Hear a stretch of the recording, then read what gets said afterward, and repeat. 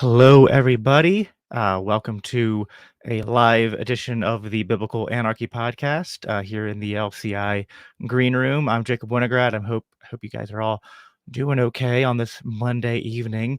Um, Let me know in the chat if you guys can hear me okay.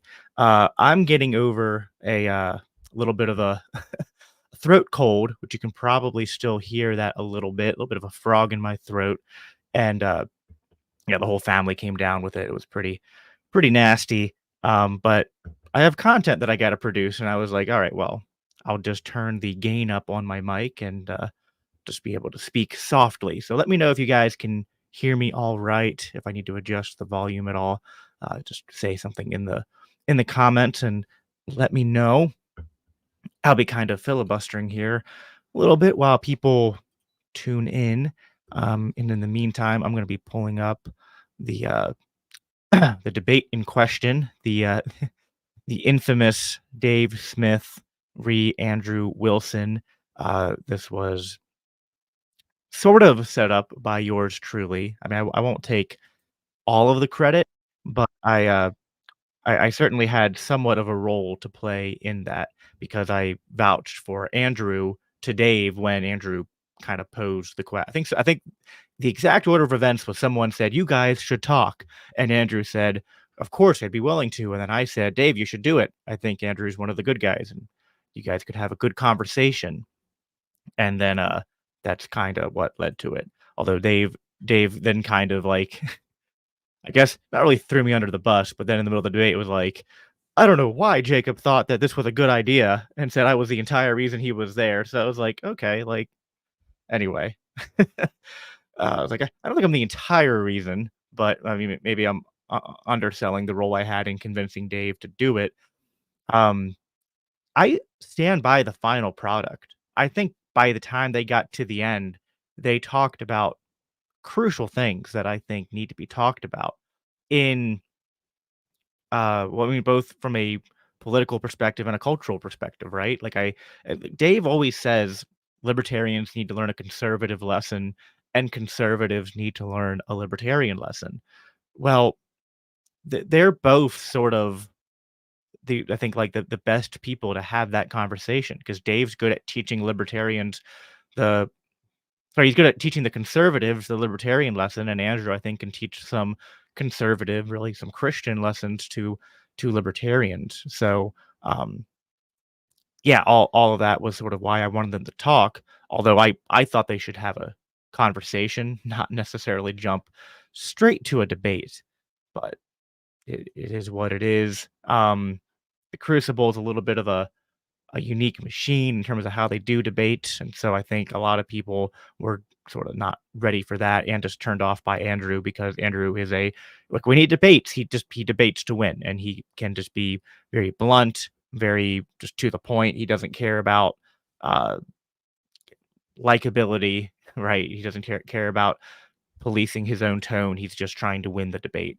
I can't say that that's the best way to go about things all the time, but that is sort of what like when I went on the Crucible and I debated Andrew, I knew what I was expecting. I kind of went into that just kind of like, okay, this is what's going to happen. I'm it's called the Crucible for a reason. I'm going to come here and I'm just going to get you know raked over the coals and torn apart for 3 hours and see if I can come out the other side. Part of me is someone who enjoys debate. I enjoy that, but I kind of knew what was going on before I got into it. I tried to give Dave a little bit of like a heads up and sent him some clips and some information.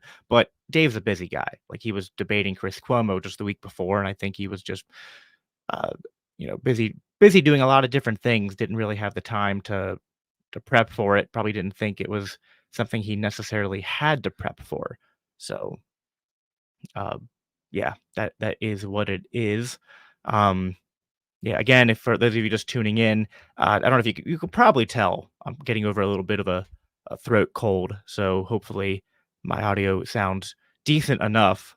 Sometimes let me know if it's one of those things where the throat cold makes me sound, better, more masculine or something like that.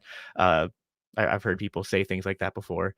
My usual voice is a little bit higher in pitch than this, I think. Not straining too much to talk, but my throat's getting, will get dry a little bit, so I'll be sipping probably a little more than usual. What's up, Casimir? See you in the comments. To have a conversation with Andrew, you must first establish yourself as an equal intellectually. I'm not sure I exactly understand the point you're trying to make there. I think Dave's um I think you're a little biased against Dave Casimir. No offense to you. I appreciate our back and forths.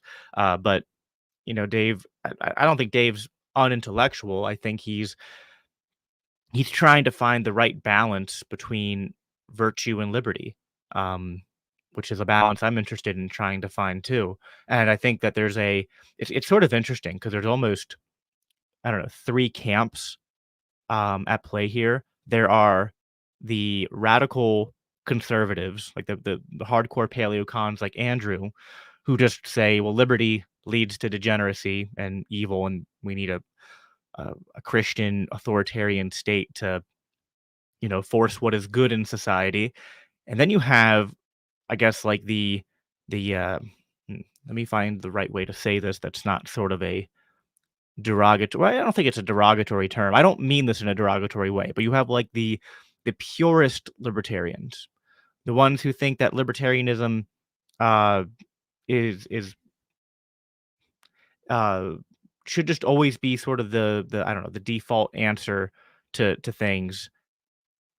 And that's not even quite getting it right, 'cause I think and Cass would be one of these libertarians, and I hold libertarians like this in high esteem, um, but they're the ones that think that it's sort of like there are no inconsistencies, there are no fuzzy areas, there are just bullets you have to bite. There are just uncomfortable truths that you have to accept, when you take the libertarian position to be consistent, and I think I'm I understand that, and I can sometimes on certain issues lean towards that myself. But I also understand where people like Dave are coming from, where they believe in libertarianism. They think that it is a consistent and valid, uh, like political philosophy. But I mean, A, it doesn't give us all the answers, and B, there will be certain times in society where what is legal will run up against what is moral, and it's not always a straightforward answer as to which one of those takes precedence. Um, I was kinda hoping, so what's funny is I think, and I don't know if Cass saw this, I'm in the Crucible Discord, right? So, the stream that happened after that debate, the next day, I hopped on and we had a little bit more of a back and forth with Andrew, um, and I was kinda pressing him on this because I feel like Dave was trying to make this case, and it just wasn't, you know, they I feel like Andrew kept kinda dodging it. But I was like, I don't know why there has to be a conflict here. Like, something can be legal in libertarian legal theory, but we can view it as such a horrific immorality that at the very least you come to the conclusions that Dave did and that I did that are like, sure, have your laws against, like, we're not going to work to repeal incest laws, or we're not going to work to repeal laws against suicide, at least not as like a first priority, right? I mean, if we really got the state whittled down to where it was like, man, all they had left were those two things, well, okay, then we can talk about it, right? But in the meantime, like Dave, I feel like Dave felt like, well, why are we talking about this? You could get that vibe from Dave, and I can understand. Like, I feel like he was like, well, let's talk about the big picture issues, like the things that are really facing our society today, and not get bogged down too much on the theory.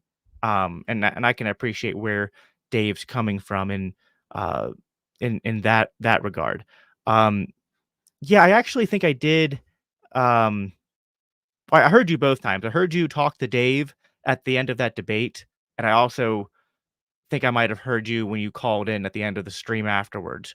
Um, although my memory is a little bit fuzzy about what you I remember when you talked to Dave, you were trying to make the analogy of the tape measure. I don't remember what you talked about the day after because I think I was distracted when you came on. But let's see a few comments here. See Morgan Tyser. Uh, The main problem, I think, is that Andrew was arguing against the second or third order consequences of an argument Dave wasn't actually making. It was not very worthwhile or educational. Yeah, I felt like this was my main critique, which Andrew didn't uh, seem to appreciate. He was like, "Well, I set it up in the opening," but I was like, "You took 5 minutes to set up what took like when him and I debated, we got to the stuff that Dave and him debated, but it took us like 20 to 30 minutes of setup to really get into that. We didn't just start there, and it was kinda like it would have probably led to a better conversation, one that Dave was like 'cause I feel like Dave was just like, "Why are you jumping here?" Like, where we agreed to talk about paleoconservatism or Christian populism versus libertarianism. Why are we jumping straight to it would almost be like if I invited a conservative on or a statist on, and I was, like, jumping to driver's licenses first or something. It's probably what it felt like today. Like, why are we going here? I can understand where Andrew was going there because I feel like Andrew was like, "Well, this is the core, so we just need to start out by getting to the core." But Andrew's kind of realized that's the core by having these sorts of conversations a lot, whereas Dave doesn't have these types of conversations a lot. He's focused more on current events and things like that. So, um, anyway, I think that's sort of part of the it was sort of like 2 ships passing for a little bit, but by the end, there was actual clash and engagement that I think was really worthwhile. So, alright, so I'm going to share my screen. I have a couple timestamps written down that I want to play and just kind of give some additional commentary too. So give me a minute while I set that up. In the meantime, while I'm setting this up, please, if you haven't already, if you're watching this on YouTube, subscribe, give this video a like. That's always a great help. If you're watching this on X or Facebook, probably around the 30-minute mark of this stream, I'll probably end the stream there and um, direct you to the YouTube because I prefer you to watch on YouTube. At least at this point. Uh, I didn't make it to the end. Did I miss anything good? I don't know if you saw the part where I jumped in and got to grill Andrew a little bit. I thought I had Andrew on a couple things and just didn't get enough time to really nail him down, but I'm hoping to talk to Andrew again some point in the future. All right, so let me hit present, share screen. Yes, I have 2 monitors, and yes, I will share with audio. All right, there we go. I haven't actually jumped forward too far. This is at the point where I jumped into the Q&A section. Um, we're gonna jump in around, I think, the 20-minute mark just to save time. The first 20 minutes were essentially just the parts where they were really talking past each other. And I guess just to summarize that, it's sort of the basic argument of like, well, you know, if you own yourself, why would you have an argument against incest or against someone unaliving themselves? Like it would almost feel like it's like Andrew's sort of insisting there's a conflict because if we're operating by the non-aggression principle, then that's all that should matter. I just feel like he's sort of begging the question there, and I wish Dave would have called him out on that a little bit more. Like Dave was trying to his credit, but I feel like um you should have been more say, listen, like you're begging the question that I'm saying the non-aggression principle should be the only standard that we act on as a society. And really what I'm saying is that we can, and he would make this point, like something could be legal but still be immoral, and there's no conflict with that. Um, it's actually a really good chart. Actually, it's like I'm jumping around a bit here, just forgive me. There's a really, really good chart that I saw someone share on X the other day. Let me see if I can find it. I hope I saved it because I think it was a brilliant chart for demonstrating this principle that I'm getting at and that Dave was getting at. I know who shared it, so let me look it up. It was you probably know him, Cass. It was Monarcho Hopian. Uh, and he had a brilliant. I don't always agree with the guy, but this was a here we go. I'm gonna click this. I'm gonna switch to this tab quick. So as you can see, you have it doesn't show through well probably on the screen. There are 3 circles here, right? But there's like moral action in the middle followed by legal action, and then all action. So, 'cause there's a lot of actions we make that aren't with like they're not things that we would consider in the realm of legality or morality. Like if I want to have pizza or fried chicken for dinner, right? If the restaurant's going to um serve Italian food or Mexican food, like that's not uh a question of legality or morality. Then you have things that are a question of legality, like is this property mine or not? Do I have a right to use this property or not? Um, etc. And then there's moral action, and there's overlap between moral action and legal action. Like it's immoral to steal, and it's also illegal. But there are some things that are immoral that aren't illegal. Like generally speaking, unless it's tied to some kind of contractual, uh, obligation. If you lie to someone, that's immoral, but that's not illegal, right? Cheating on your spouse or your partner might lead to legal problems down the road if you're married and it's a state marriage, but it's not immediately illegal, right? So I feel like that's what Dave was trying to say. Like, well, like, and this chart also kind of demonstrates that like there might be things that fall into sort of like the middle, like they're right on the edge, right? And I feel like things like incest and bestiality and suicide, those things sort of exist close to the edge of those boundaries, and that's potentially why they're a little bit confusing to deal with. But just because we have a like any philosophy, like any legal theory is going to suffer from the problem of like line drawing, right? Like this is the same problem that libertarians face with not just libertarians, any philosophy is going to face the issue of um evaluating when children have developed enough to the point that we consider them adults, right? Because right now it is sort of arbitrary, like, it's 18, and there's some people who think it should be lower. I don't take that view. I don't think it should be lower, and there's some people who think it should be higher, and I think there are some compelling arguments to that, right? Because the prefrontal cortex doesn't fully develop until you're, like, 25 or 26. So, uh, you do sometimes have to make somewhat of an arbitrary line, but use reason for it. But then there's things that are clearly on either side of that, right? Like you know, no sane moral person is arguing if a 6-year-old is capable of consenting to, uh, intercourse with anyone, an adult or another uh, 6-year-old, right? Uh, and then on the other extreme side, it's like, well, two consenting adults clearly, they're both 19 or 20, then maybe it's not wise, but it's not really a grave moral travesty or anything. So anyway, anyway, this was a really good chart. I figured I'd share it because it kind of gets that. That was sort of like the first 20 minutes or so of what they were debating. And I don't want to replay all that. So we're gonna start like the 20-minute mark. They've already kind of it's still it's still gonna get a little bit contentious at this point, but they've I think they've gotten past some of the rough parts at this point. Let me just make sure I read some of these comments quick before I keep going. Part of the problem was that the fact part of the it's just always funny when we're talking about Dave and we say part of the problem, right? Like say take a shot every time you say that.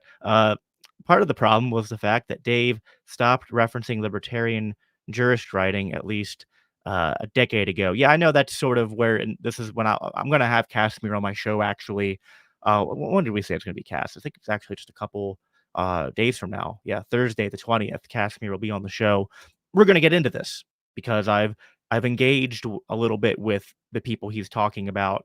There's guys like Kinsella, there's guys like Jack Lloyd, there's guys like Liquid Zulu, um, a lot of people who are sort of like, I guess like pioneering some new ways of articulating libertarian legal theory that um, is using language that's maybe more updated than language from, I guess like the classics that a lot of us have already read. So that'll be interesting to get into. I have some points of agreement and some points of at least questioning or potential disagreement. Uh Hody said, I think Dave's best point that there is a place between sending in cops and doing nothing. Yeah, of course. There's always like he's like And I think Dave's point was like, I mean, if the state was stopping people from having incest or stopping people from committing suicide, it's not like we're no, stop. You shouldn't be doing that, right? It's like, no, like if the state does it, we're not going to object to it. But that doesn't mean that's like the preferred method of solving these problems. So there's what's permissible or what we'll tolerate, but then there's like, okay, but like the state solving a lot of these problems still suffers from the problems of central planning, of inefficiency. And we just know that a libertarian legal order will solve these problems better. So we can sort of like, you know, we shouldn't make the perfect the enemy of the good, but we should be moving to make things better. And I don't think that's a contradiction. I don't think even Casimir would disagree with me on that. So, all right, I'll read some more comments a little bit later. We're 20 minutes in, and I haven't even played any of this yet. So let's get to it. Just let me know once it plays in the chat. Let me know if you can hear it. Just give me like a ones in the chat if you can hear it, just so I know I'm not playing you a silent debate. Of something. I don't think anybody is arguing that, and I don't think it's a very impressive point to make that yes, people can take possession of something and that could be codified by law or society. What we're talking about is something slightly different, which is justified ownership over something. So then the claim is like whether it's morally right that you own this or not. Fair enough. And I'm sure there's lots of I'm just looking for the demonstration of what is morally right. Sure. Well, okay. If you're looking for the demonstration of what is morally right, I'm sure there's lots of areas where you would believe something is morally right and something else is wrong. And the demonstration of it would be what? That this is what you believe. This is what seems to be right and wrong. This is what has been accepted. And no, my justification would be divine command, not seemings or phenomenal conservatism. Okay, sure. So, okay, but so divine command. So, and how would you exactly determine what is and isn't divine command? Let's assume for a second that I was, I don't know, like delirious, right? And just thought I talked to God and he gave me commands, right? If it's just preference, if we're just going off of preference, just things which Dave prefers are true, and Dave just prefers that you own yourself because he does, then any preference that I came up with in this delirious state where God was speaking directly to me would be just as valid as whatever preference that you just axiomatically come to because you just want them to be true. What my claim here is that libertarianism at its foundation, at its fundamental foundation, is flawed because this axiom of self-ownership isn't actually true, but rather a social construction which is asserted as though it is a truism when it clearly is not. So it's a fundamental flaw. The reason that you guys come up with such absurd conclusions like that prostitution ought to be legal and all these other things is, and by the way, Dave, you have to end up with that. Otherwise, people don't own themselves. Do you think the state should come in and like, stop your brother from unaliving himself, for instance? Do you think that they should do that? Well, all right. Stick with your point that you were making at first, because you're just jumping all around here. Well, no, so the first thing you were saying. I already gave you the point. I'm saying I reject your axiom. I reject the axiom of self-ownership until otherwise demonstrated. That's my point. All right. So right away, this happens like many times during the debate, and this is my number one frustration with Andrew. I don't know if you've pressed him on this cast, but let me know if because you've dealt with Andrew a lot too, so you can help me out here. If you're still watching. But he always does this thing, like this very slippery move from descriptive to prescriptive, right? Because it's like, yeah, if we're just dealing with sort of like describing reality, then sure, like in sort of a, I don't know, like a objective sort of like unbiased view of just naked reality, what we can just measure and observe from human society. He doesn't come out and say this word for word, but essentially what he said there, where he's like, well, it's just my preferences versus your preferences. He's basically just saying that society often results in might makes right. That what we really have is just, and he's almost making a postmodern, right? A postmodernist observation, right? That it's just warring ideologies and it's just a power struggle. And so really we don't care about what is right or wrong. We can't prove what is objectively right or wrong in sort of the sphere of just, observing what actually happens. What actually happens is just whoever has power enforces their sort of like set of moral beliefs or their set of norms and laws and stuff on society, and that's what people will follow. And it's not that listen, there's an element of that that's true, right? Like, even anarchists such as, like Stirner have made this observation. Um, it's not a particularly even, like, impressive or controversial, observation. Even Dave at one point's like, "Well, yeah, like, sure, but what's your point?" Like, that is sort of the problem that might does kinda make right. By the way, that does not disprove libertarianism, because what libertarians would say is that might does kinda make right, and that's kind of why centralizing power is bad, and why we need to move culture and society towards, uh, not centralizing power in that fashion, because it will just be used to force preferences and beliefs on other people. And it's like, now if I was debating an atheist, then it would almost be like, well, okay, I understand that this is the debate, but Andrew's not an atheist, he's a Christian. So it's like, Andrew, okay, sure, I'll just give you the descriptions. I'll give you the descriptive reality of, sure, that there's an element of society that is just might makes right. But can we talk about the prescriptions? Can we talk about what should be morally normative? What we should be striving for? What we think is better for society? Um, and it's like he flip-flops. He just wants to flip-flop on that. Like, anytime you try to pin him down, he just like a snake, he slithers back over it into, well, just, descriptively, it's just your preferences. And I'm like, sure. And your arguments are just your preferences. Let's, like, can we have an argument over which one of these is is preferable? Which one of these is more consistent?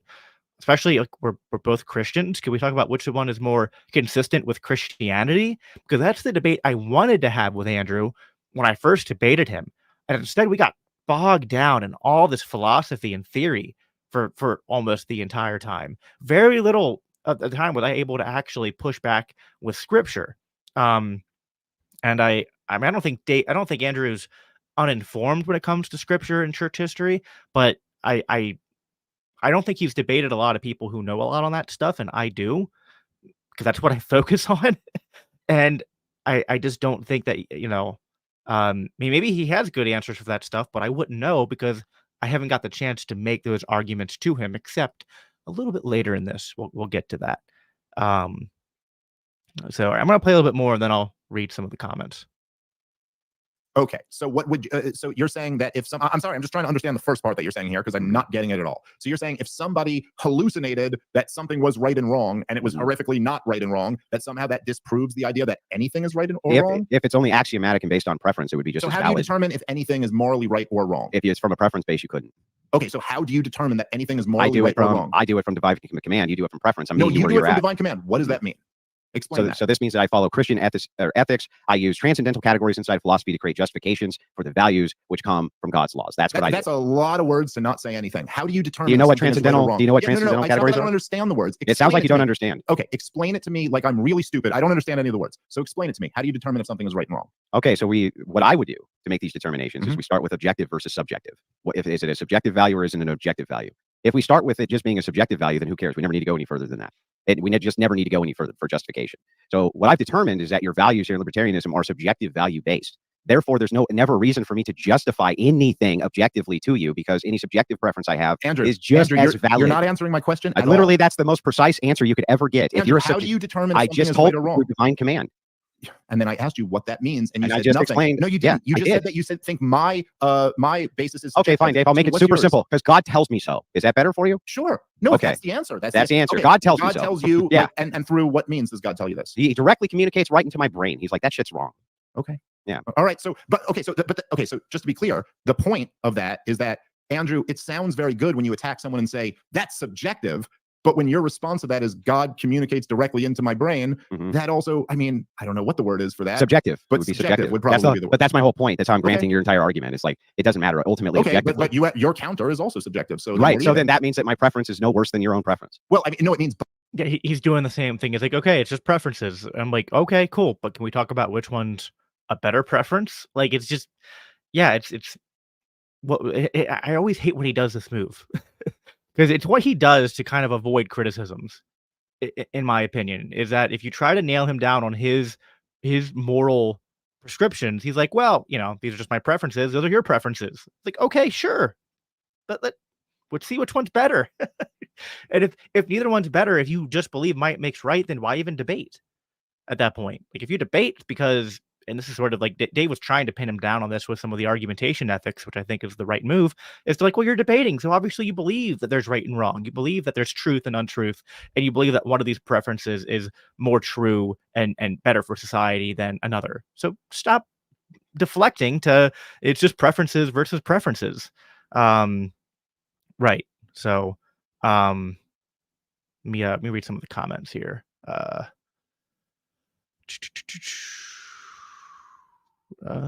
Scroll back up here. All right, Cass said, oh, no, Andrew sounds like Ben Shapiro when sped up. Maybe a little bit, yeah. Let's see. Casimir said, every time your opponent makes a fallacious move in a debate, it's a celebration. Get to mask them and grandstand.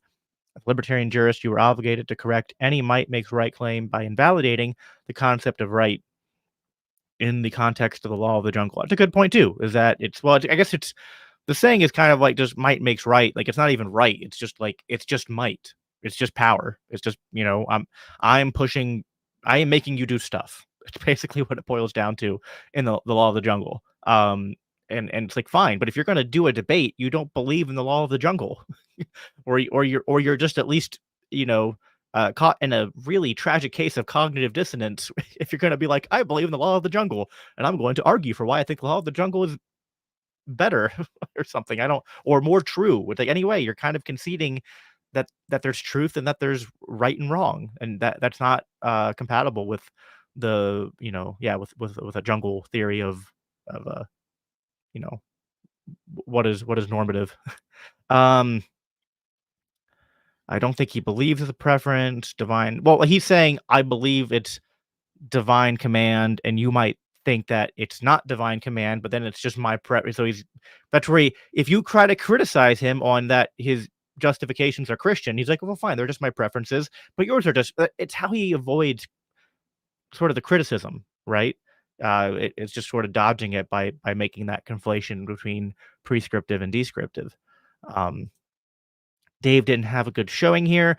It wasn't Dave's best showing. It started out rough. I think by the end, though, that there were things that Dave had Andrew on that I think Dave did a better job on. But Dave was not prepared to have the debate that they're having right now. He was more prepared to talk about the things they talked about later in terms of like the hit. Like Dave's bread and butter is more debating history, debating the real like current ramifications of central planning and all that. He's a good policy junkie, he's a good history junkie, and he understands libertarianism at a I think a pretty good level. But that's not like he's not the most experienced in debating philosophical critiques of libertarianism. That's not where Dave has spent a lot of his time doing debates. And so the first time you get into something, you're not going to do your best, but I think this will be a good learning experience for Dave. I hope next time he talks to Andrew or has a debate like this, he's more prepared, right? So it was a mixed performance, but I think by the end there were a lot of good moments for Dave too. I don't know what your first LOL moment. I don't know which one you're referring to, but all right. I'll read some more of these. Well, here. Oh, hey Kyle, what's up? How you doing? I'm copying. Everyone's doing reaction videos to this debate, so I figured I was like, what the heck? I'll do one. I helped set it up. I might as well. I have a right to do one, right? Let's see. This is why once he concedes to both positions being subjective, he focuses on which is more degenerate.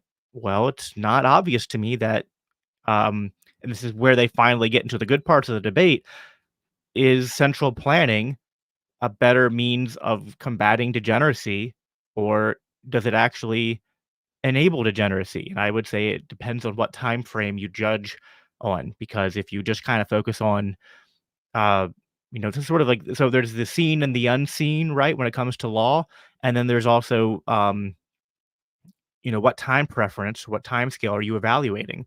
Because some things might seem to pay off well in the moment, but they have unforeseen consequences down the road that if you're not factoring in, then you're not going to come to the right conclusion. So I would say libertarianism is on the longest frame of analysis a better bulwark against degeneracy than the state is. And I've made that argument many times. I won't get into it here, but that's sort of, I agree, that's kind of what you have to get into, and that's what these two do eventually get into. But I just that's where I depart from Andrew and others on the Christian populist side. I'll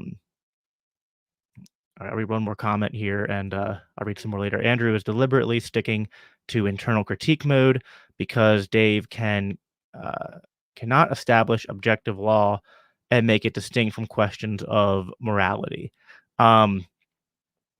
I think, to be fair, Dave didn't do a good job at that early on. I think he was trying to, but I don't think he did a as good of a job as one could in making that distinction. But like I brought that chart up earlier, Dave was making appeals to that. I don't think we got there at this part that I've played yet, but he does try to make the distinction between what the law says and what is moral, and that those are two different things. But that again, this is sort of like a critique of libertarianism that Dave hasn't gone up against very often, because this isn't a topic of debate that he's done often. So yeah, I hope Dave comes better prepared for when this kind of thing comes up in the future, right? It's always a good learning experience when you there were things that Andrew threw at me when I debated him that I was not prepared for, because I was just like, I never thought about this stuff. That's why I like debate, because you get challenged and it makes you go back and refine your ideas and learn more. All right, let's keep playing. By your argument. Yeah, if I'm using preference-based, I'm using preference-based arguments, or I'm sorry, preference-based morality, and you're using preference-based morality, listen, then we're equal, Dave. To be clear, I don't think I am using preference-based morality. Got it. So can you make justification then? 1 second. Let me try to finish the sentence here. I don't think I am making subjective-based morality, but you accuse me of that, and so my response to you is, so what's your objective-based? And your response is, God talks to me directly into my head. Yeah, for the purpose of demonstration. All right. By the way, God also talks to me in my head, and so perfect. All right, fine. Yeah. Right. So if God talks, standard, there you go. You haven't won anything. By your own standard, we're even. It's not here to win it. It's here to demonstrate it, Dave. Let's try, if we can, because we're only a few minutes into this. Let's try. This got more contentious than I thought it would in the first few minutes. Let's try to just, by the way, because I want to have a good conversation with you, and I've been told by people who I love and trust that you were a guy to have a good conversation with. Yeah, but you keep on evading every question that I have for you. Oh, all right. I don't think I have. But so let's answer. Ask me a direct question. Great. I'm happy to answer. Should the state come in and stop your brother from unaliving himself or not, Dave? I would want them to. Yes. Yes. Would you want the state to stop a man from having sex with his sister if it would lead to a non-reproductive act? Christ. Wait, if it would lead to a non-reproductive act? Yeah, she has no uterus. But that was supposed to be worse than if it would reproduce? Yeah, it would be worse. Yeah, I was surprised Dave didn't immediately understand why that mattered. I guess he just, again, and I was a little bit taken aback when Andrew brought bestiality up in our debate. So I guess I can't fault Dave too much, but I immediately understood because you can make a rational argument for why incest isn't good if it leads to reproduction, because that has a high chance of complications. So he's just trying to take that off the table, which I think they explain that later. But yeah, all right, let's keep going. Or it would be less worse. I'm just saying that seemed like an unnecessary caveat to throw on there, but okay. Wait, Jesus Christ, what you're talking about, like adults or children? Adults. Okay, fine. Because for children, obviously, that'd be yeah. I guess I would want them to. Okay, so you want the state to utilize authority? Well, not just the state. I would want anyone. Okay, so I don't anyone understand. with the force to do it, or anyone with the strength. So then those people don't own themselves. No, I don't think that's the conclusion. Well, if they own themselves, can you demonstrate what they're doing wrong? Oh, sure. Okay, but that's a very silly and very look. This is a very like childish interpretation of libertarianism. You're still not answering the question. You're just prattling. No, I didn't. I immediately answered the question, and now I'm responding to the point you made. So I immediately said, yes, anyone with the authority to do it, please stop, or the power to do it, please stop. And then I was responding to what you said. So I did answer the question. What I'm saying is that the idea that if you own yourself, and this is the fundamental mistake that you made at the beginning, therefore I can't say anything is immoral, is ridiculous. And not only the libertarian. This is where Dave's trying to make this distinction between, you can criticize a legal action as immoral. Now, to Andrew's point, he's like, well, if it's just immoral and not illegal, not a violation of self-ownership, why would the state be justified in using aggression?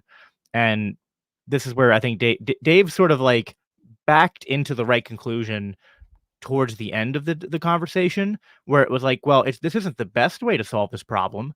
The best way would be to find a way that doesn't use aggression. But again, if you have some things that are on that chart I showed earlier that are kind of on the cusp of moral action and legal action, and also if you're trying to not be, I don't know, especially utopian in your thinking, it's sort of like a good comparison would be just murder and theft laws. Now, does the state do a good job at preventing murder or preventing theft? Not really. Do I think those are the first laws that should be taken off the books? Just like, completely. Uh, Probably not. Now, we can make reforms to the criminal justice system, right? We should try to reform it, eventually even privatize it. And as you privatize the criminal justice system and the enforcement mechanism, then once you've moved close enough to a polycentric legal order, then repealing those state and federal laws isn't necessarily as a immediately damaging. I guess collapsitarians would disagree with me and just say, no, repeal them and let the whole thing crash and burn, and then the market will resurge. But I think that kind of ignores the role that culture plays into this, because if you don't have a people who are ready to self-govern, you can't just remove this sort of brings up like the Rothbard button question, right? Like if you and I think like any Rothbardian, which I consider myself a Rothbardian, says, yeah, like you want to blister your thumb on that button, but at the same time, it's kind of just a virtue signal to show how much you hate the state.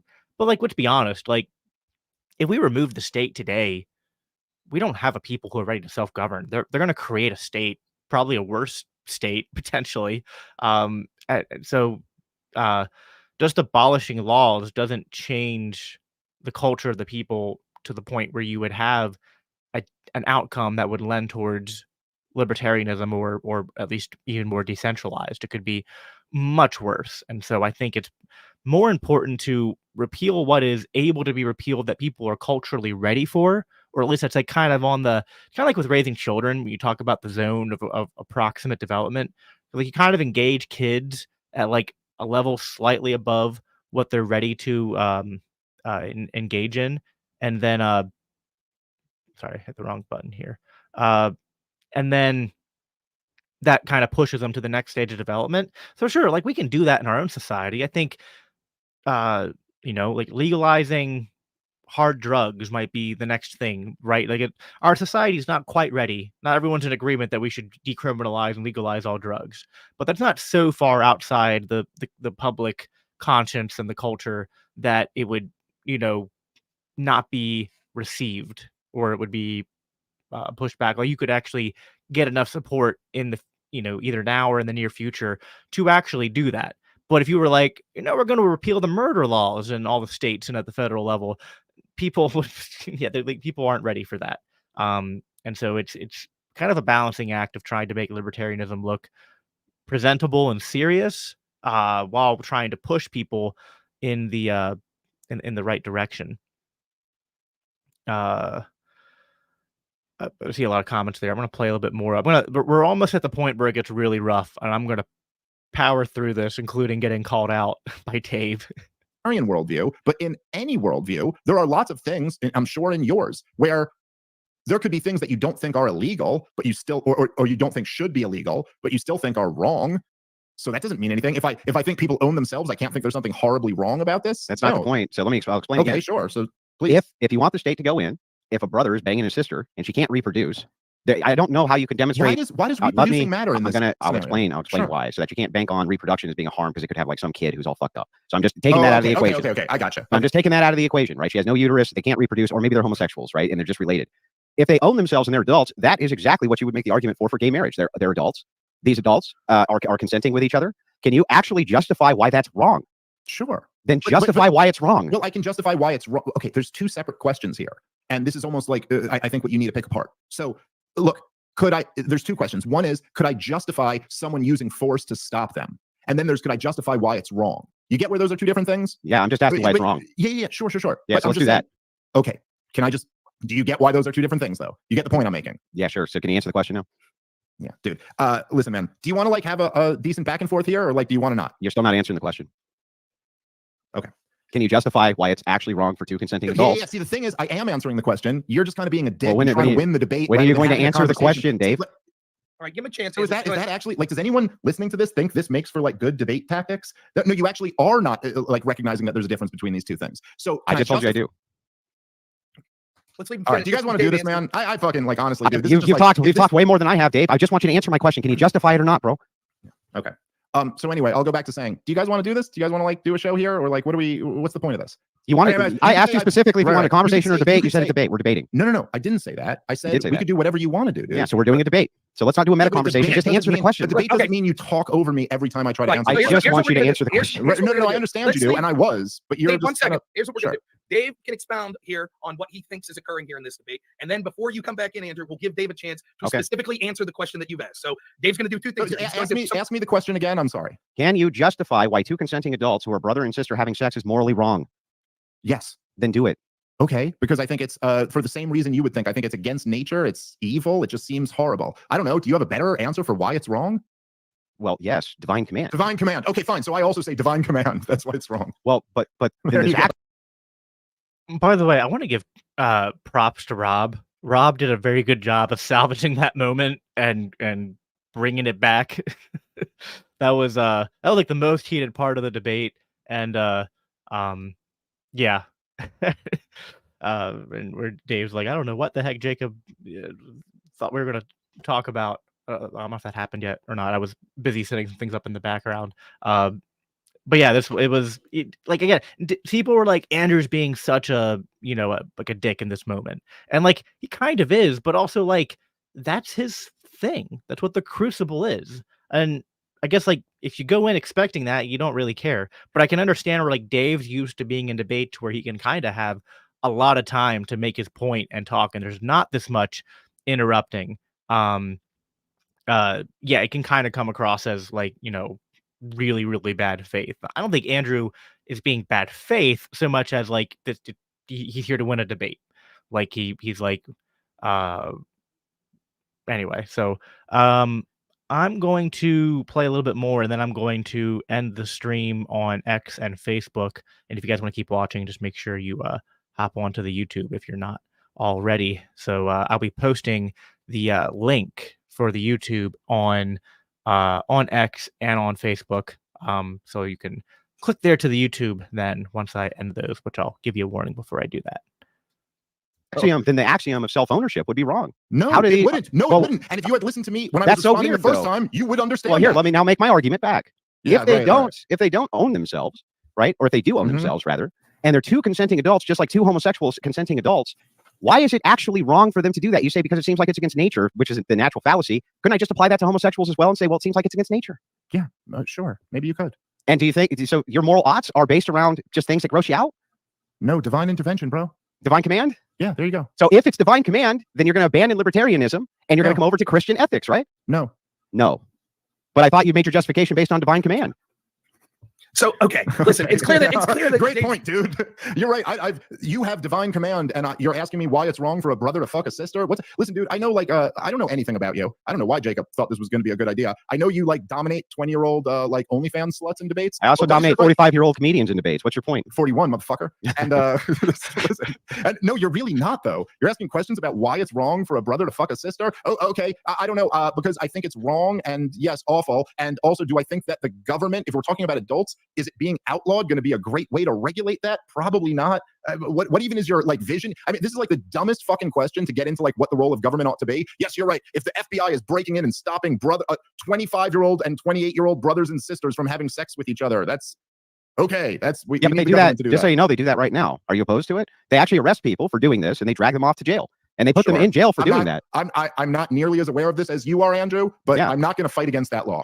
Yeah, but Sure. here's the thing then. What I don't understand is that if the argument for self-ownership is that consenting adults can do whatever it is they want to do, because they're consenting adults are not hurting anybody else, this would be a violation of the non-aggression principle. Why couldn't a brother and a sister engage in this in Dave's libertarian land? Why couldn't they? Why shouldn't they be able to? Honestly. Sure. Well, why shouldn't they do it is for moral reasons. I suppose you could make an argument that if people really do have freedom, then a grown, grown adults who are related should not be bound by law and should not have a cop bash them over the head with a baton for like having sex with a cousin or something. Okay, but you're taking this to like this weird extreme example where Yeah, that happens now. oh, sure. Okay. Anyway, so you're taking this to a weird extreme example where, okay, let's take it to the other extreme and say, do you believe that the government should rush into your house anytime you're doing anything where they determine that that's degenerate or not moral or productive? You're smoking a cigarette right now. Is that enough of a reason for someone to come get you? Like, would there be any realm where you would say, maybe the government?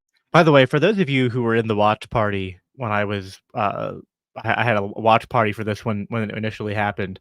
You always know people are going to go after Andrew for his smoking, like Dave kind of just stood there. But I got to give props to my audience.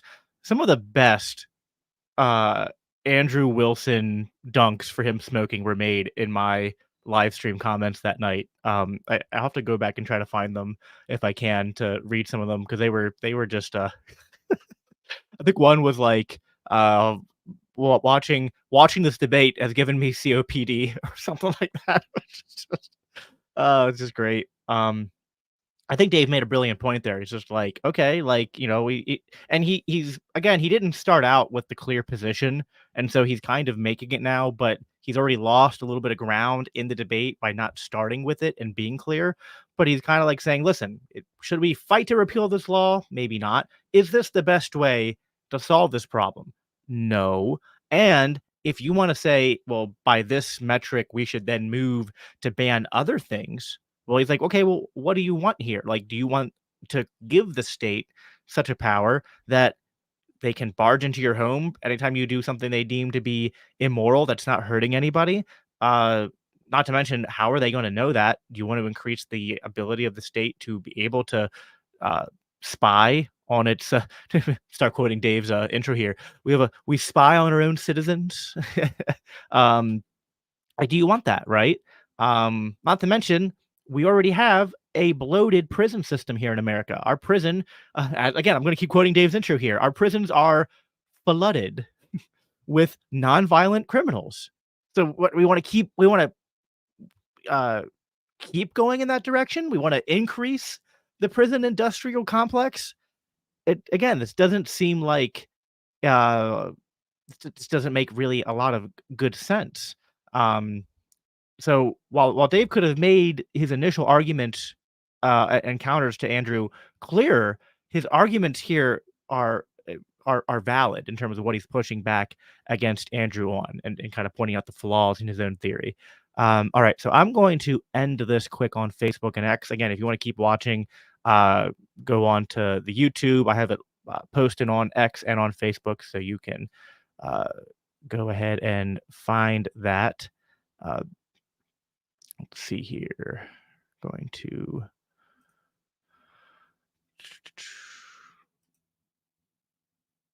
remove from Facebook.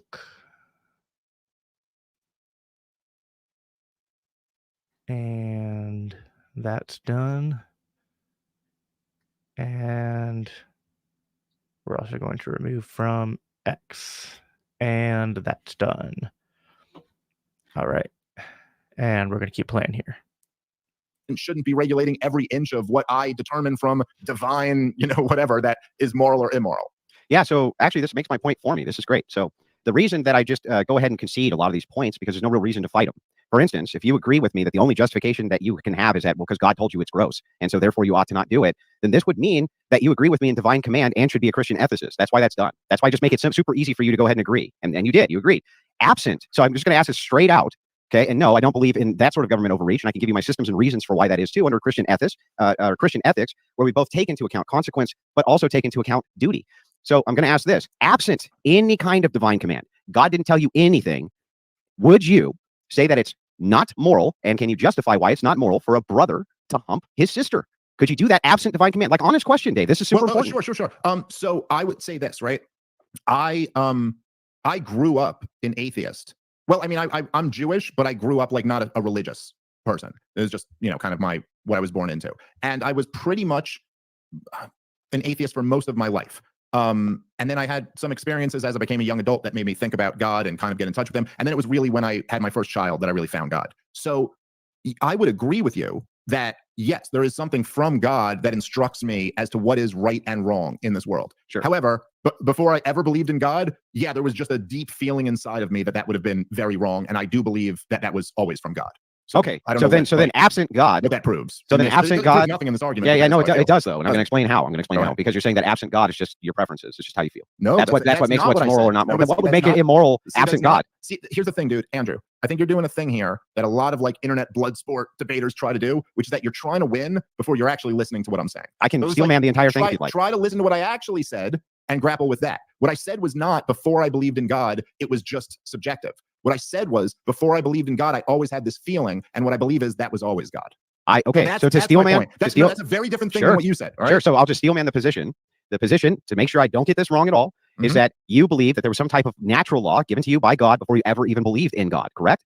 Yeah, I think that's accurate. Great. Yeah. Great. So I steel man the position. So to my question, which you didn't actually answer, Sure. which is this: absent God, if there was no God, could you justify why this would be immoral or not? Yeah, I don't know that you could. I mean, Yeah.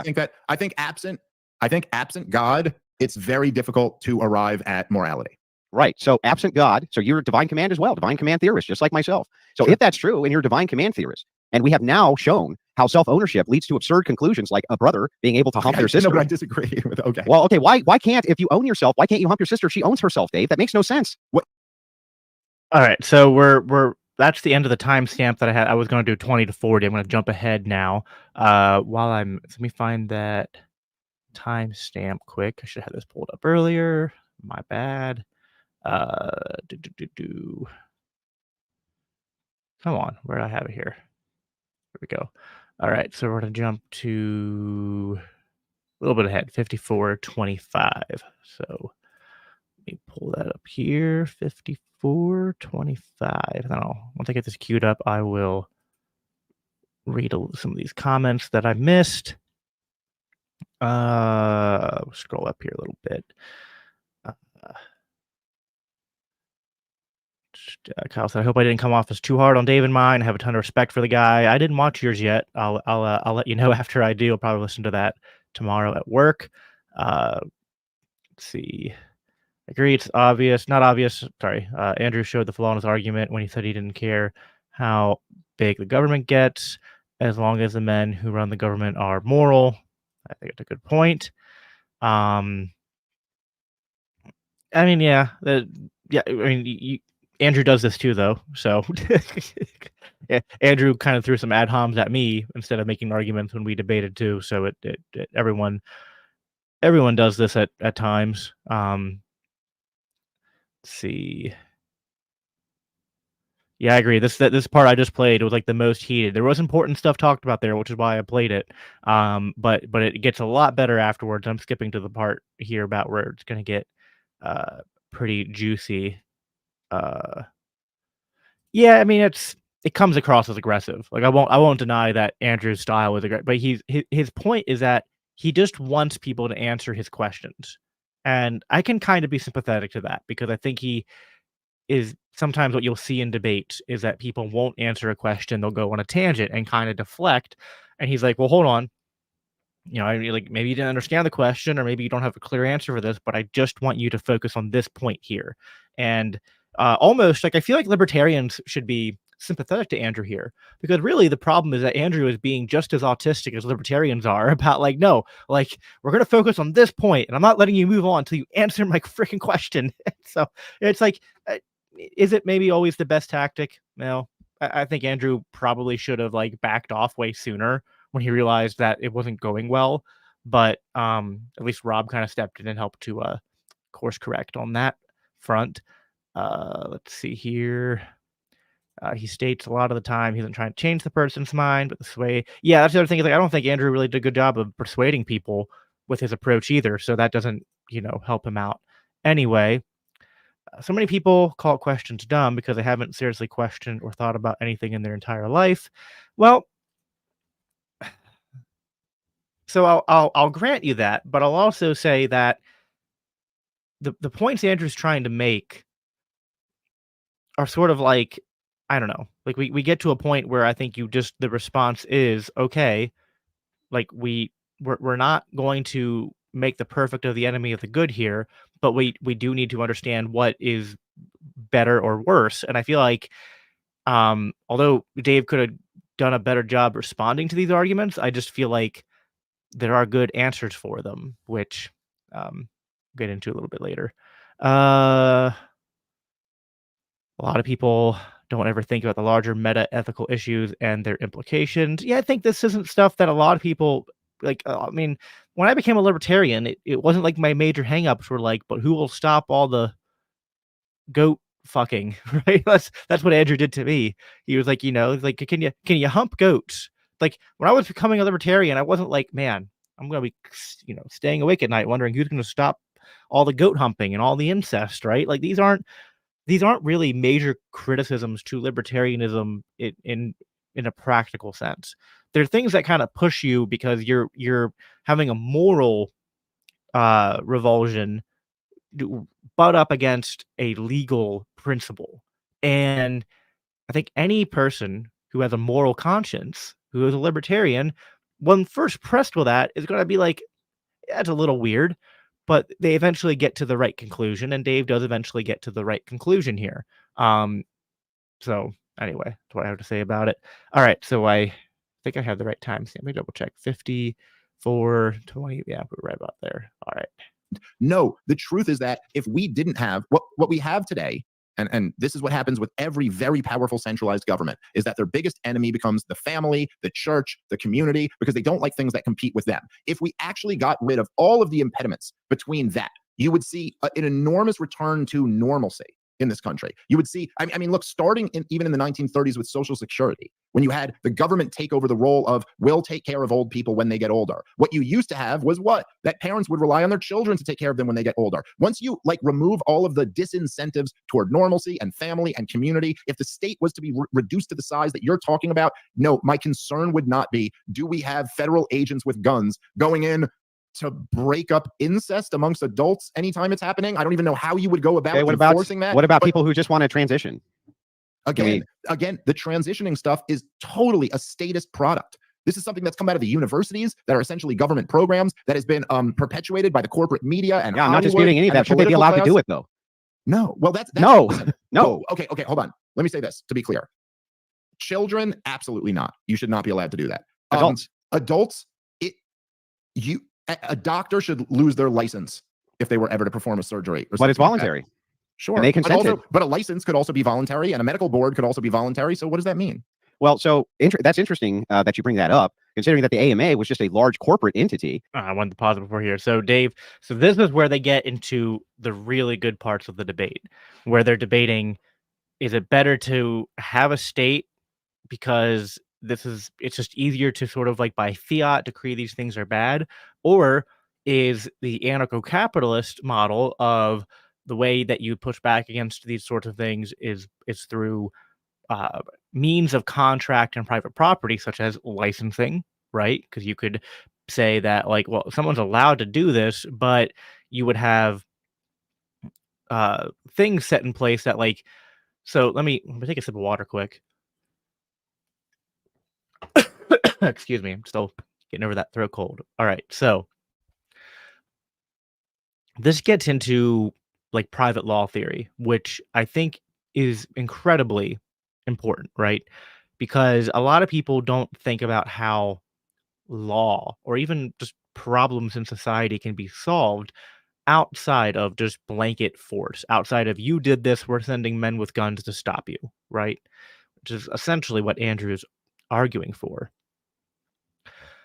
Well, what Dave's pointing out is that in a libertarian legal order, that people would be incentivized to want to get licensed because informed consumers are going to prefer doctors who have some kind of credibility, right? Who can have someone vouching for them, have like a third party who vetted them and say like they're certified to do the things that they're claiming they can do. But that vetting agency would likely have a code of conduct, right? Things that like, hey, if you do these certain things, we will either not certify you or we will revoke your certification if you do it afterwards. And yeah, I think that's a much better system, but Andrew's about to push back on that, so let's listen. That was not government regulated. Did it get government money? Started off as a trade organization, in fact, and what it did was it defamed all other types of medicine, and that was not the government doing that. That was a private institution which was doing that for the purpose Carnegie. Right. Another private institution, Carnegie. Yeah, So yeah. the thing is that private institutions are just as susceptible to this type of overreach as the government is. Well, now, okay, as we hang on, let me Sure, finish my turn. Sure. Go ahead. So as we dive into this, though, these medical licenses, why would you even need to have a medical license in an anarcho-capitalist system? You wouldn't. You wouldn't even need to have one. And the voluntarism then of this man who wants to go in and have this elective surgery done. Would you need to have one? Well, no. Although you can perform back alley doctoring and surgeries and stuff like that now anyway, or just go out of country to do it, or do stuff under under the books, right?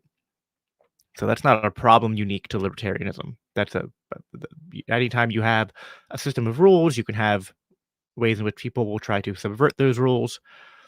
But what is a better incentive structure? Is it better to have central planning, which is not going to be able to properly factor in all the different things that need to be factored in? That's the problem with central planning, economic calculation.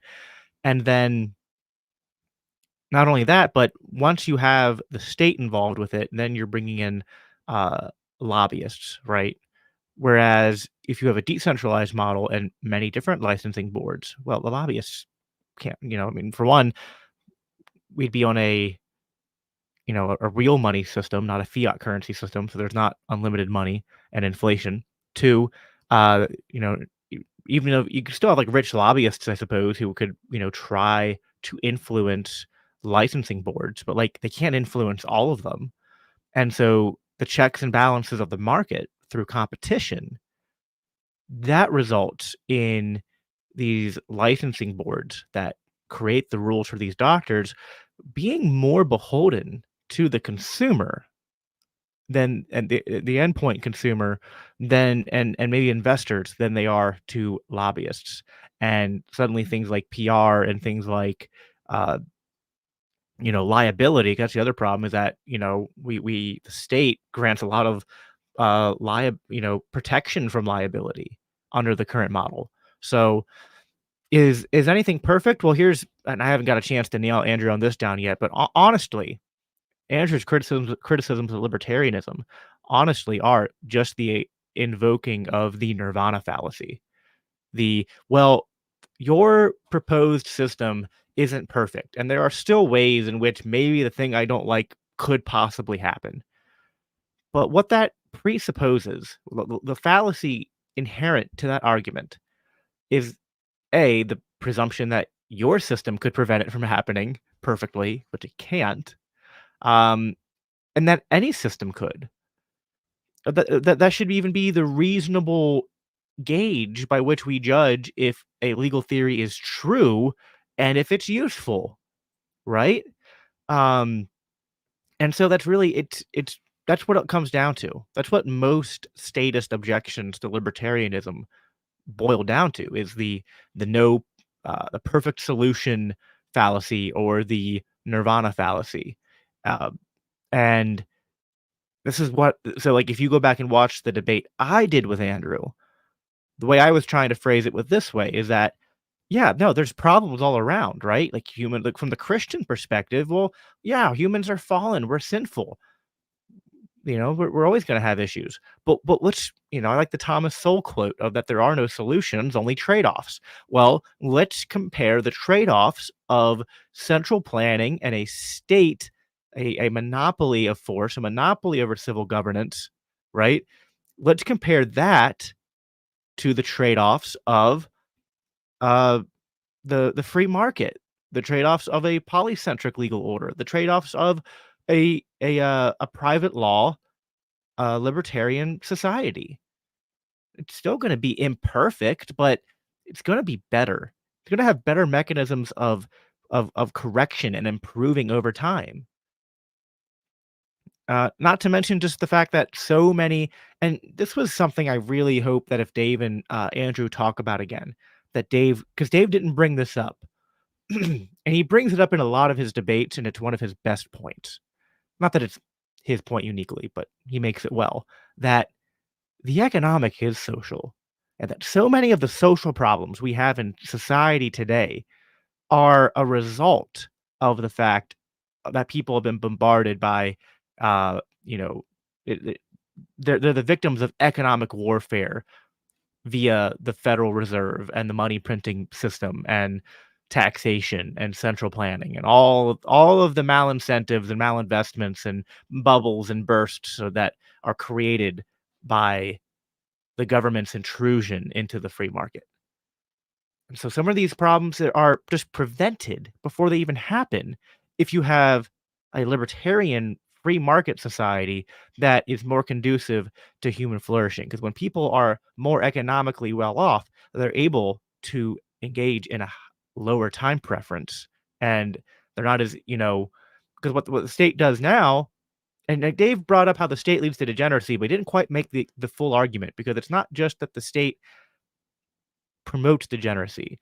The state creates the conditions where degeneracy is more likely to happen because people are economically destitute. People are dependent on the state. They are enslaved, right? I love, by the way, one of my favorite quotes from you, Casimir. I see you're still here. One of my favorite quotes from you was when you came on the stream when I was debating Andrew, and you were like, "I love watching all the little puppies argue for their enslavement," and it's so true, right? Um, but this is what I'm getting at is that the economic warfare waged upon the working class, waged upon the people, make them dependent upon the state, make them slaves to the state, and then they're much more susceptible to the bread and the circus, to numb them, to distract them, right? And that's what a lot of this degeneracy is.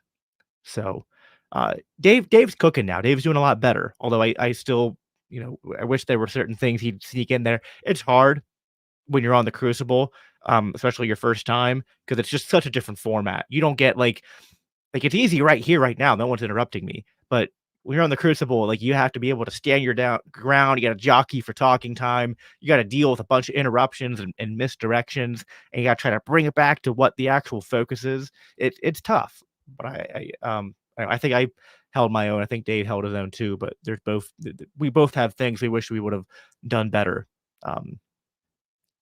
Read a few comments here. You are a debater topic, but better debater on this topic. Maybe on this front, yeah. If we were having a debate about history, Dave knows history and current events more than I do. So yeah, everyone's got their strengths and weaknesses. Let's see. I'm sure most will agree that Andrew's problem is he sees libertarianism as needing an all-encompassing worldview that needs to have a solution to the problem of evil, etc., which we know it can't. Right. But Christianity is also not an all-encompassing worldview that has a solution to every problem.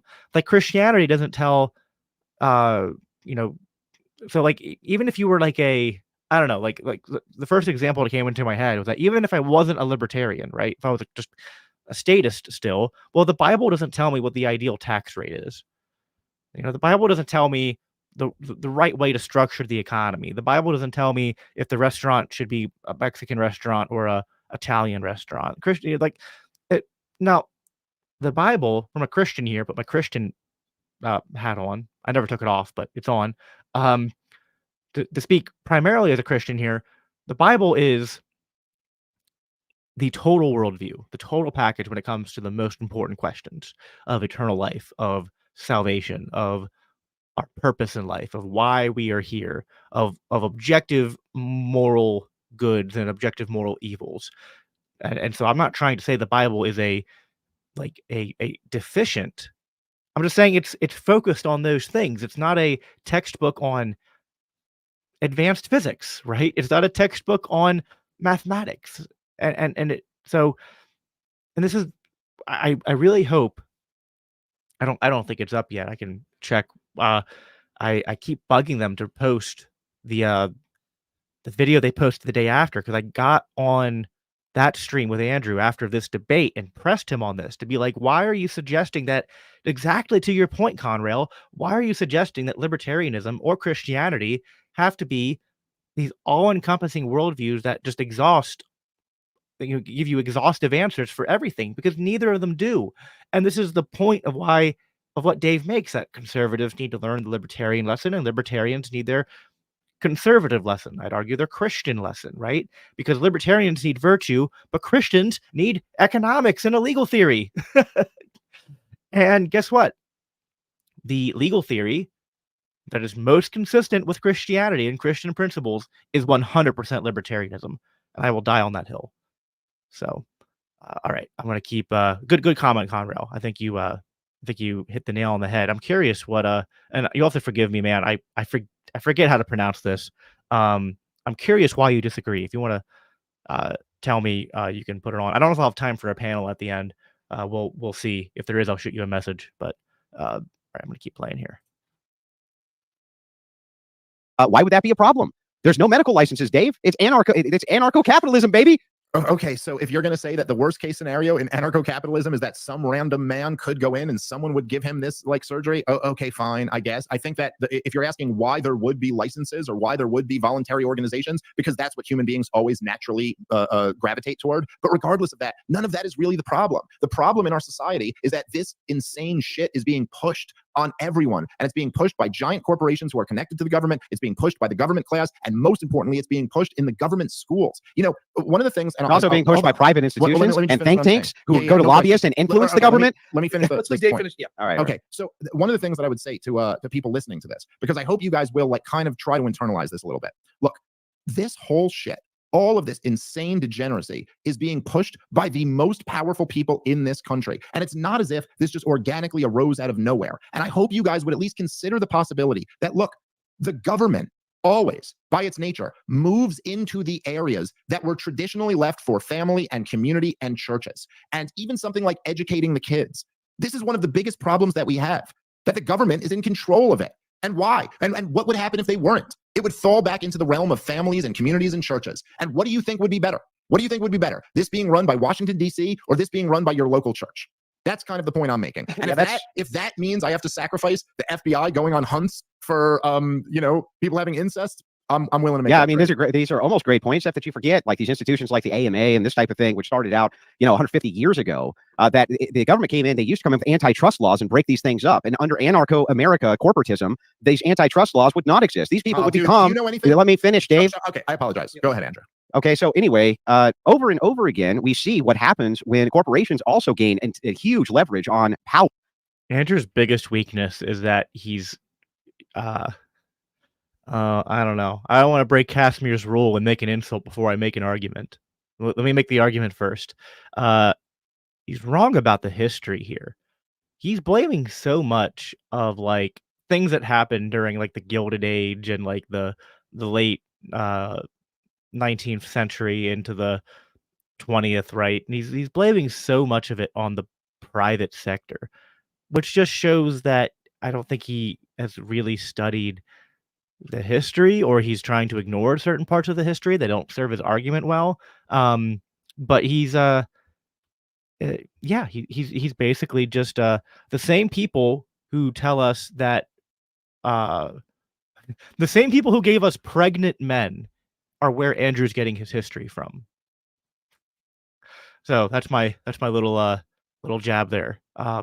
Because you see Dave's like, this is where like, and Dave knows more of the history than I do, and I can tell Dave's like ready to like, oh come on, like no, like you can't blame this on the private sector. It's that like the antitrust laws were needed to bust these things up. I mean, a lot of what people like to ignore is that so much of what created some of these monopolies in the first place was government interference. Was people like I'm terrible with names. There was Carnegie, and then there was what's the other one? Rockefeller. Like these guys would often lobby to help push their competition out of business. So and Dave would be better at citing those particular examples than I would. I know the history because I've looked at it, but I don't have that stuff on recall like I think Dave does. So yeah, this is the good stuff. I'm glad they got to this whole section on justifies why I said they should talk for as rough as the beginning was. When it comes to no check on them from any government entity. This was, in fact, the entire point of Franco's Spain and why Mussolini came up with the idea of fascism to begin with, which was that the state needed to stop large trade organizations from swallowing up small trade organizations. That was the point.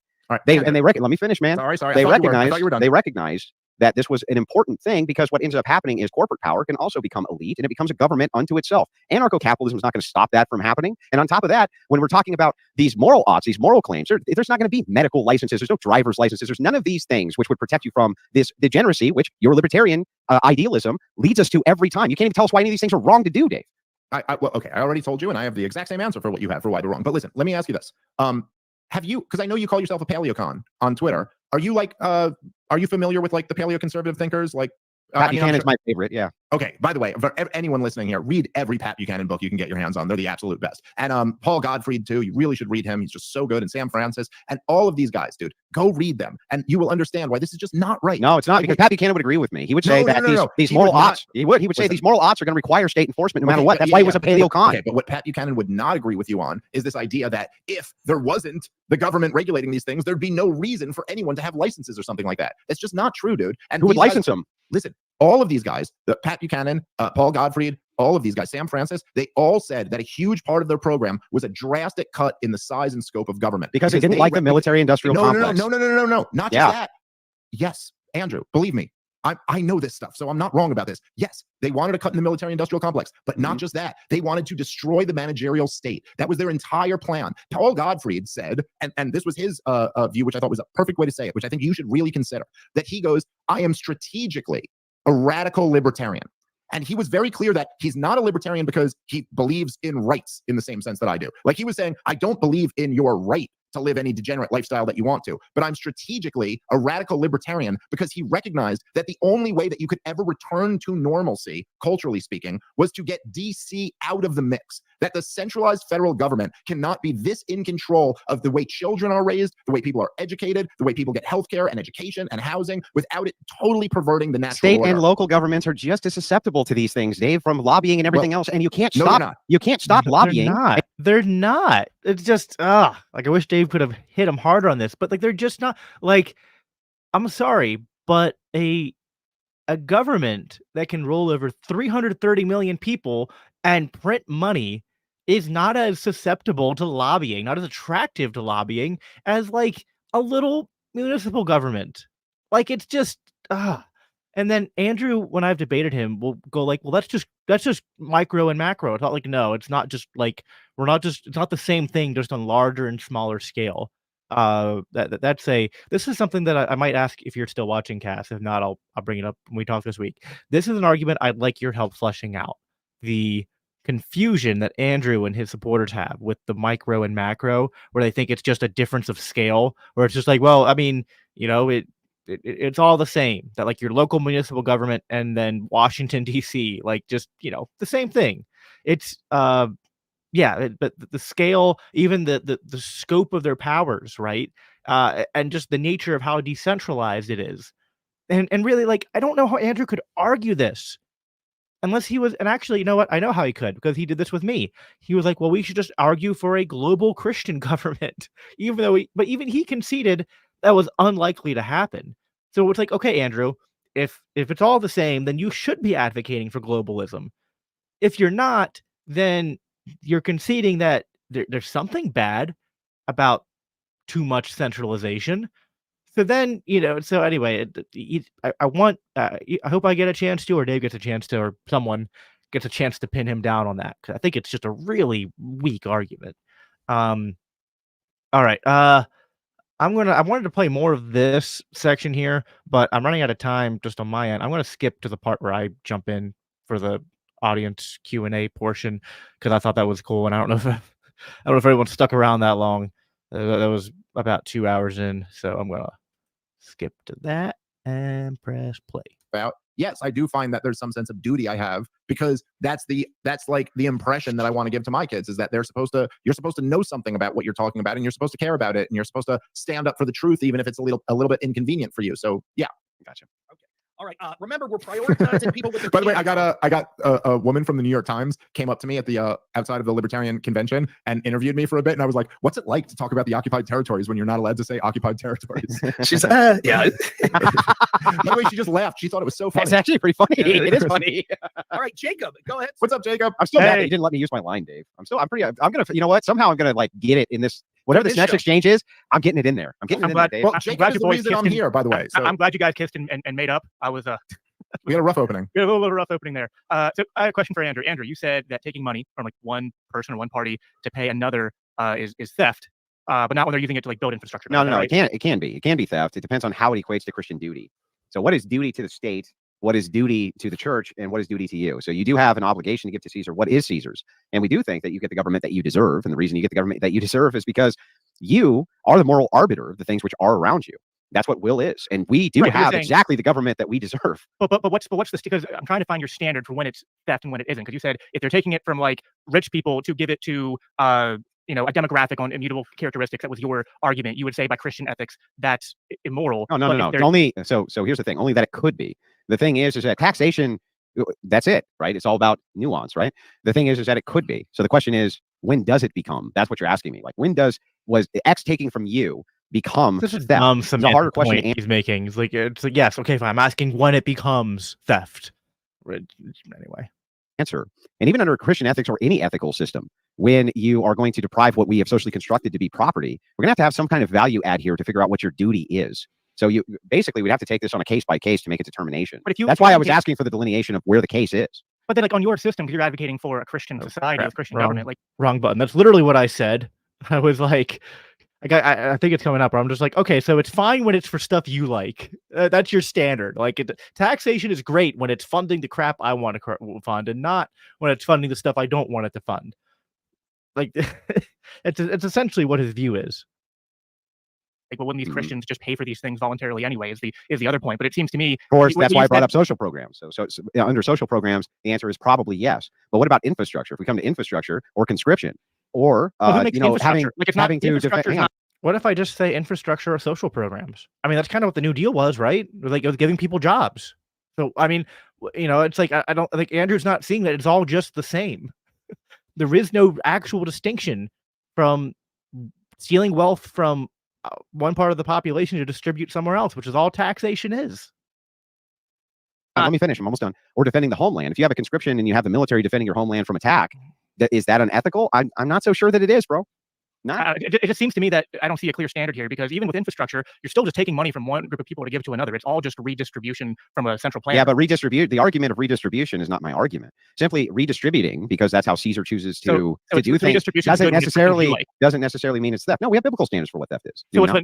But well, I'm theft still is- not getting what the I'm just curious. What's the standard? When Well, is it would theft and be- when isn't it? Well, it would be case use. So we would have to balance duty versus the case use. The same with conscription. Yes, No, I mean I'm just asking. When would it be theft? When wouldn't it be? it depends on what the example is as to what your state duties are under Christian ethics, and when those duties come into play. Okay, I just Same think thing it's with at a- conscription, right? Sure, That's why no, that's I why I don't- bring up the counterexample of conscription. If conscription is moral, then this would mean that funding the army would be moral as well. And so you would have to necessarily tax the populace for this. Is that immoral? I don't think it is. I don't think conscription is moral, but I'm just saying you're claiming that we have a subjective, I also thought Dave did a bad job with the conscription stuff.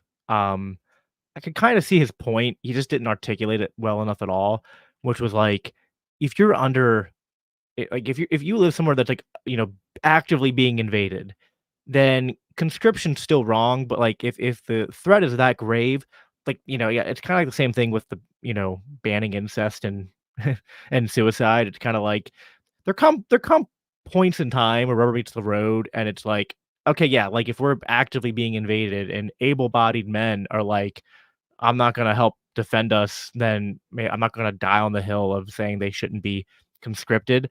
I don't know if I even agree with Dave there for Christian reasons, but I can understand his point, but it wasn't well articulated. It kind of let Andrew obfuscate things here a little bit. metric. But what's yours? Well, I would say that you are going to get the representative government, which is part of the value of the morality of the public. And Is you that are your- do to you give to believe in Caesar. Hang on. representative To government? give to no, I don't like voting at all. And that passage Not does even a not little mean- bit. Render unto Caesar does not support paying taxation, because if it did, Yeah, the no, Pharisees it would not have doesn't. walked away amazed by his Yeah, They were trying to trap him. That's true. It doesn't. There's a great Mises Institute article on this, how they were trying, and this is just biblical theology. The Mhm. Christian fathers have talked about this, that the Pharisees were, it's in the scripture, they were trying to entrap him. And if he would have said, yeah, pay your taxes, he would have been discredited to the entire crowd and all of his followers. Instead, his answer was basically throwing it back in their face. Saying, And what about yeah, the parable of the talons? the parable of the Hate talents? this. The I should parable- have no, it's- stopped him. I should have said, no, stop. Like, don't deflect, because he knew I had him.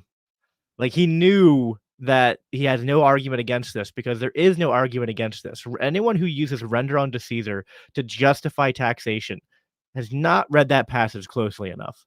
I have a whole episode on that. I think it's like I don't know, actually. I should memorize my episode numbers. Hold on, give me a second here. I don't want to. I don't know what's wasting more time, me looking it up or just explaining the argument.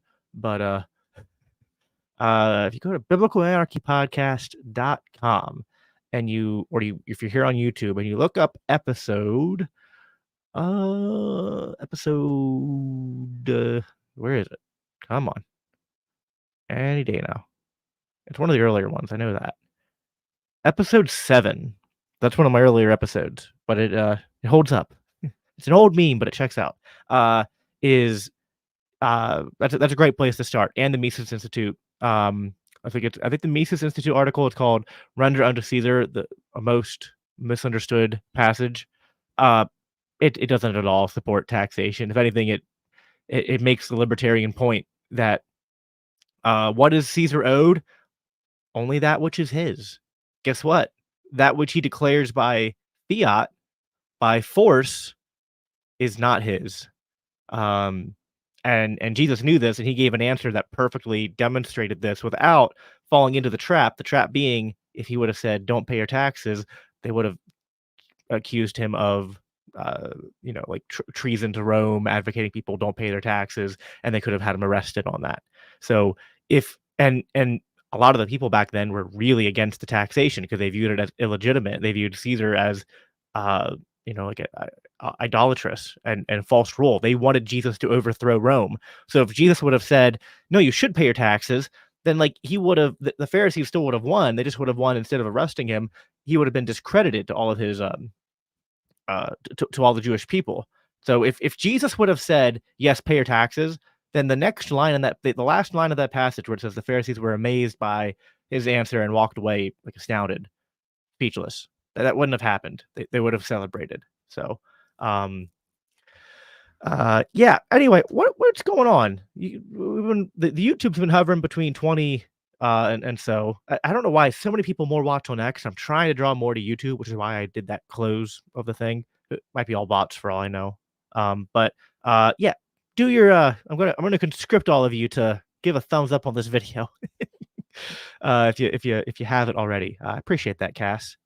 You're one of the good ones. Render unto Caesar is a insult to Caesar. It means Caesar is not God. Yeah, I agree with that. All right. I don't know if I'll play. He made a major deflection to the parable of the talents, which is like nothing to do with this at all. So it was almost like a non sequitur, and we just ran out of time. And then I think the last thing I said was I said, "Dave, when you have Andrew on, please debunk this stupid myth that libertarians duped the conservatives," and that's how we got to the society we have today. Because he basically he did this in my debate, by the way. In my debate with Andrew, Andrew basically said that the neocons, that the Buckleyites, were progressive libertarians because they're egalitarians. I'm just like, that's such a dumb argument. Michael Knowles made the same argument on Timcast, and I'm just like, someone please, with a larger platform than me, correct this record. It is the dumbest talking point I've ever heard in my life, and it just needs to be. We need to. The non-aggression principle does not apply to this argument. It's that bad. This argument commits violence, and therefore violence is sanctioned to dispel this argument once and for all from the public sphere. I own myself, Casimir. You shall not force me. All right. Well, this has been a lot of fun. Having you guys here with me in the chat. I appreciate all of you sticking with me through all of this. Again, we covered, I think, some of the good parts of the debate. Obviously, I can't cover all 3 hours of it. Overall, to get my final thoughts here before I hop off. Dave had one of his, even admittedly, he said this himself, not one of his best performances. He could have been sharper. Wish he would have been more prepared. I tried to give Dave some pointers, but he's busy. He didn't have time to sit down and do a lot of prep.